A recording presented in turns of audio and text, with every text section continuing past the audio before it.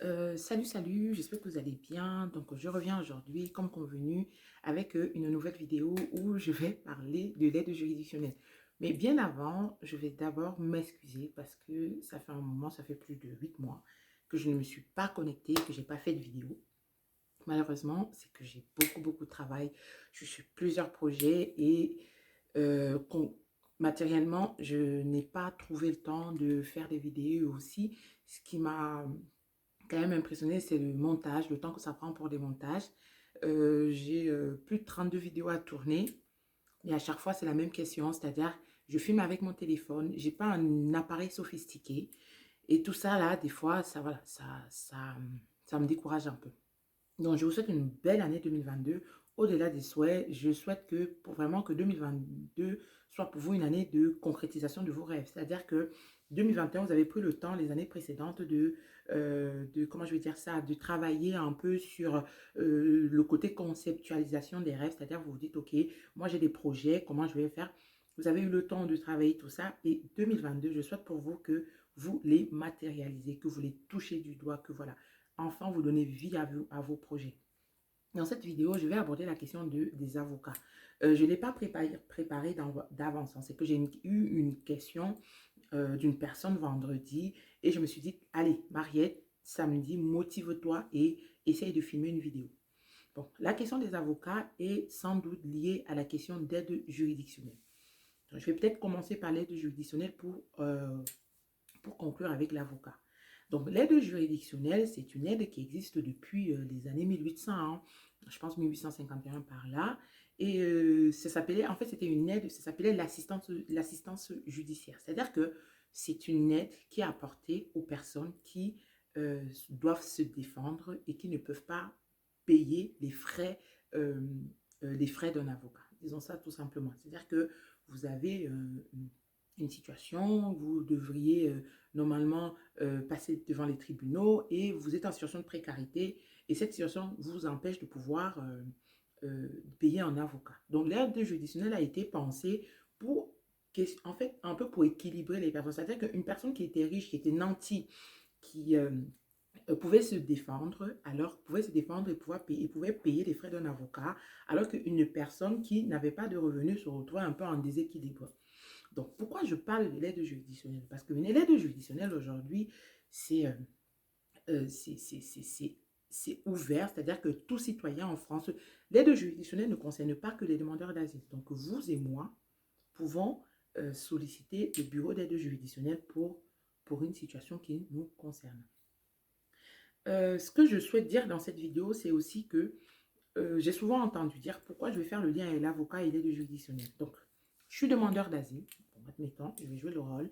Je suis demandeur d'asile et et j'ai eu un rejet de ma demande à, à l'OFPRA ou alors j'ai reçu, au-delà de demande d'asile, je peux dire, j'ai reçu une obligation de quitter le territoire français, l'OQTF.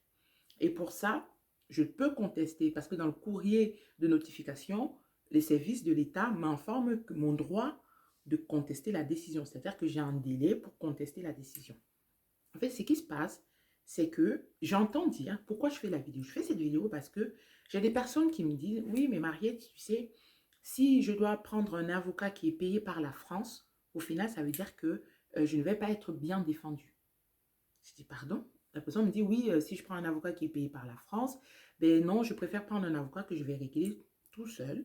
Et enfin, je vais pouvoir être sûr que j'aurai gain de cause. Ben non, ça ne se passe pas comme ça. C'est-à-dire que euh, ce n'est pas parce que vous ne sollicitez pas l'aide juridictionnelle que votre affaire va être, votre avocat va gagner l'affaire à 100%. Rien n'est écrit dans du marbre. C'est-à-dire que si vous pourriez avoir un avocat qui a pignon sur rue, c'est-à-dire un avocat de renommée qui a toujours eu à, voilà, qui a toujours eu à défendre ces cas-là, qui est très spécialisé dans ce domaine-là, dans un domaine précis, hein, je ne sais pas moi, qui maîtrise, je ne sais pas moi, la Guinée, le Mali, qui vraiment, qui défendent toujours des dossiers maliens, et qui ce jour-là, parce que vous n'avez pas donné, parce que votre dossier n'est pas solide, vous n'aurez pas gain de cause. En fait, c'est que l'aide juridictionnelle et l'avocat, certes, tous les avocats n'acceptent pas l'aide juridictionnelle.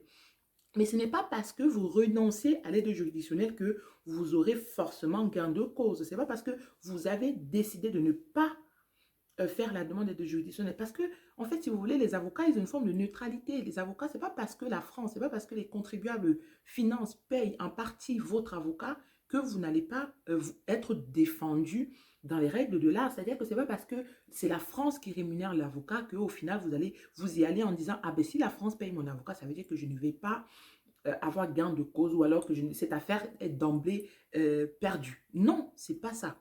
Donc, je veux vraiment que vous le sachiez. Une personne qui se retrouve en difficulté, parce que si vous voulez, pour l'aide juridictionnelle, tout le monde ne peut pas prétendre à l'aide juridictionnelle. Une aide juridictionnelle, c'est vraiment fait pour des personnes qui ne peuvent pas payer les frais de justice, c'est-à-dire les frais d'avocat. Et pourquoi ne pas en demander si vous remplissez les conditions donc, ce qui va se passer, c'est qu'il y a un barème. C'est-à-dire que si vous êtes français, vous êtes en situation régulière en France, vous êtes demandeur d'asile, qui que vous soyez, il y a une demande qui est effectuée. Donc, la demande est envoyée au bureau d'aide juridictionnelle.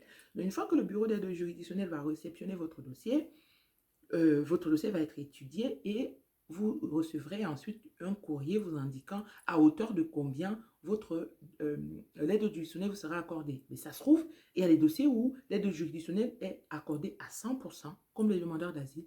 Les demandeurs d'asile qui sollicitent le bureau d'aide juridictionnelle et qui respectent les délais sont pris à charge à 100%. C'est-à-dire que les frais d'avocat vont être du coup réglés par cette aide-là. Et ce qu'il faut que vous sachiez aussi par rapport à l'avocat, c'est que, ok, on va faire un petit laïus, on revient sur l'avocat. L'avocat, c'est une personne qui est censée vous accompagner dans votre requête. Il y a des affaires qui nécessitent, qui exigent, vous avez une obligation d'être défendu d'être assisté par un avocat pour votre défense. Donc, c'est le cas notamment pour les demandes d'asile, les recours à la CNDA. Donc, ce qui va se passer, vous demandez même aussi pour les TA, pour le tribunal administratif. Donc, ce qui va se passer, c'est que vous avez sollicité du coup l'aide juridictionnelle, vous avez sollicité un avocat qui accepte l'aide juridictionnelle et qu'il ait accepté l'aide juridictionnelle ou que vous le payez de vos propres poches, mais il doit vous défendre. Donc, dites-vous ça, que ce n'est pas parce que mon avocat refuse l'aide juridictionnelle que forcément, il part avec une longueur d'avance. Il n'y a pas de longueur d'avance en matière de défense. L'avocat peut vous demander des pièces complémentaires dans votre dossier. Donc, c'est-à-dire que les dossiers ne se ressemblent pas, bien que l'avocat ait l'habitude de traiter ces dossiers-là, il vous demandera des pièces à compléter, des pièces à joindre dans le dossier. Si vous les transmettez, c'est pas parce que, en fait, ce que j'ai envie de dire, c'est que c'est pas parce que vous transmettez les pièces dans votre dossier, pas parce que vous avez un dossier en béton que forcément vous aurez gain de cause au tribunal. C'est parce que voilà, vous avez transmis tous les dossiers. Moi, j'ai accompagné des gens qui avaient tout, c'est-à-dire que le dossier était tellement complet et j'étais très surprise qu'il n'y ait pas que le dossier soit rejeté, que les personnes soient déboutées. Donc, dites-vous, un avocat que vous avez choisi ou un avocat qui vous a été attribué est là pour vous défendre. Donc, je vais prendre le cas d'une personne qui a demandé l'aide juridictionnelle, qui est accompagnée par un avocat et qui du jour au lendemain, cet avocat ne donne plus signe de vie ou alors est peu joignable. Vous avez le droit de changer d'avocat. C'est-à-dire que ce n'est pas parce qu'on vous a attribué un avocat que vous avez l'obligation de travailler avec cet avocat. Non. J'ai même vu des gens qui ont changé des avocats, qui ont changé leur avocat à 2 mois avant l'audience. C'est-à-dire que 2 mois, ils se sont dit, cet avocat ne convient pas, cet avocat ne répond pas à mes questions, cet avocat est très peu joignable, alors je décide de changer. Vous avez ce droit-là. Et l'avocat ne peut pas vous imposer de travailler avec lui. Non, c'est votre droit. Parce que, si vous voulez, il ne travaille pas. Ce n'est pas du bénévolat qu'il fait. Il travaille, il sera rémunéré à la fin du procès. Donc, à un moment donné, c'est votre droit. Donc, ne vous dites pas, il vous fait une faveur. Il n'y a pas de faveur à faire parce que s'il est rémunéré, ça veut dire que c'est un service rendu. Il vous rend un service. En fait, ce service-là est rémunéré derrière. Donc, il a le devoir de vous accompagner correctement. Il a le devoir d'être sérieux dans son dossier. Il a le devoir de vous aider dans ce dossier-là parce qu'il est là pour assurer votre défense. Donc, je vais essayer de récapituler pour que vous compreniez un peu de quoi il s'agit. Donc, dans cette vidéo, j'ai tenté de vous parler de l'aide juridictionnelle. L'aide juridictionnelle, qui est aussi appelée assistance judiciaire, bon, dans le temps, ça s'appelait assistance judiciaire, c'est cette aide-là qui va pouvoir vous être versée, pas à vous, mais à l'avocat directement. C'est un formulaire qu'on complète et qui est déposé au bureau d'aide juridictionnelle. L'aide juridictionnelle peut être demandée pour toute affaire qui nécessite l'assistance d'un avocat. Donc, toute affaire, admettons, vous ayez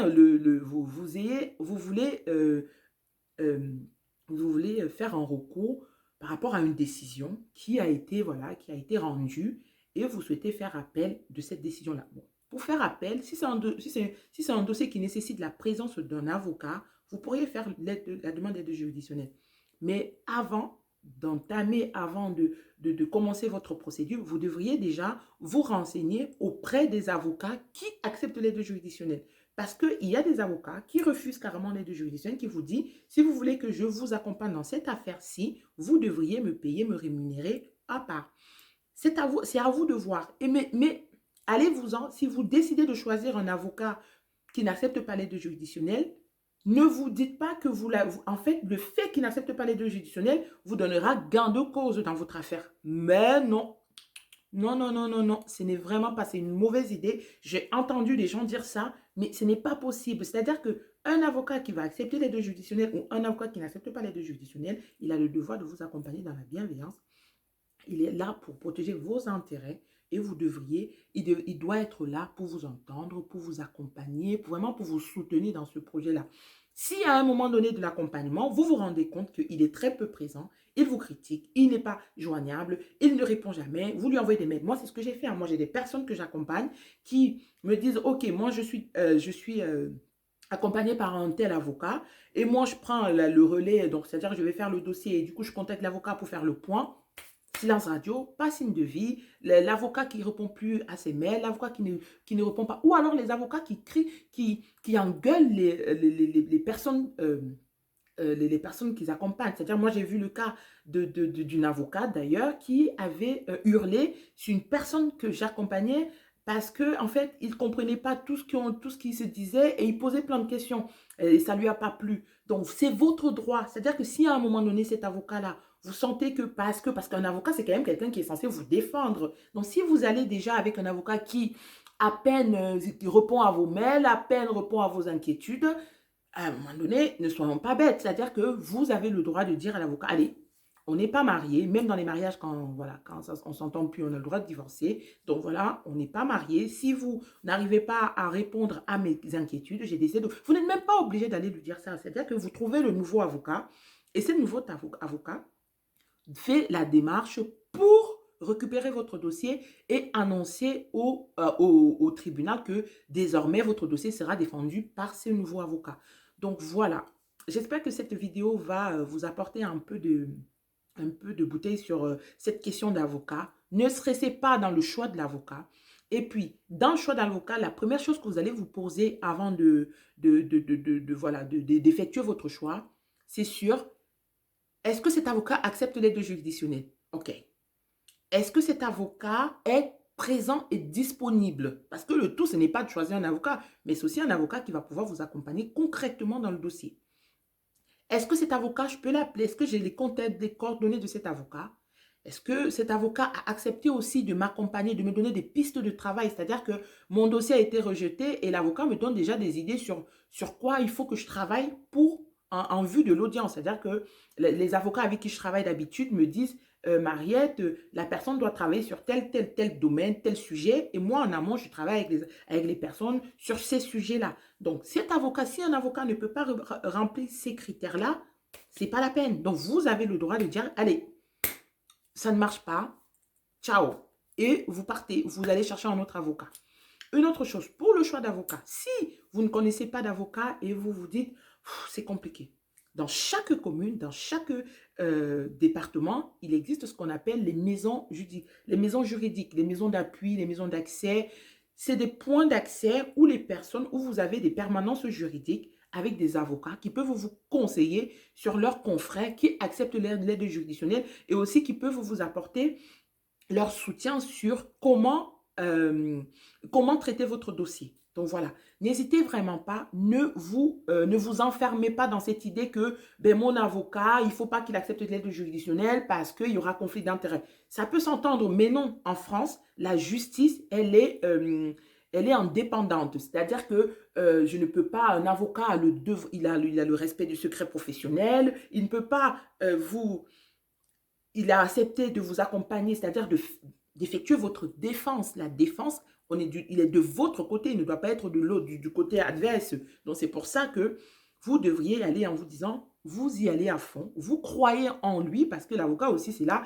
Et puis, une autre chose, quand vous êtes avec vos avocats, dites-leur la vérité. C'est-à-dire que s'il y a des choses sur lesquelles vous n'avez pas été très bon et que vous craignez, l'avocat vous dira de toutes les façons, il vous dira, oui, il faut travailler, les insuffisances de votre dossier. Donc, à un moment donné, vous faites confiance à l'avocat qui a accepté de vous accompagner et qui prend à cœur votre dossier, qui essaie de vous aider dans ce dossier-là.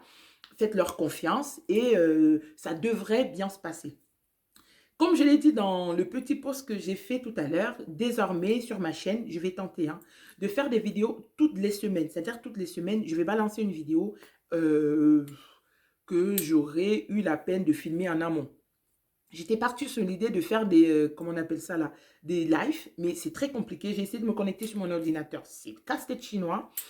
Je n'arrive pas. Je ne sais pas si c'est le logiciel que j'utilise qui n'est pas très au point, mais j'y réfléchis parce que faire des vidéos comme je l'ai fait actuellement, c'est très compliqué pour moi parce que je dois faire la vidéo. Ensuite, il faut que je fasse le montage. Ensuite, il faut que je fasse la photo de vignette. Et si, c'est très compliqué. Donc, c'est ça en fait qui m'a découragée. À un moment donné, j'avais plus envie. Je me suis dit, je me connecte, je fais des lives et je les balance. Je balance les lives comme ça, on fait des chats en direct et je serai peut-être au plus près de vos besoins, au plus près de vous pour vous accompagner vraiment, pour être plus efficiente dans ce que vous souhaitez.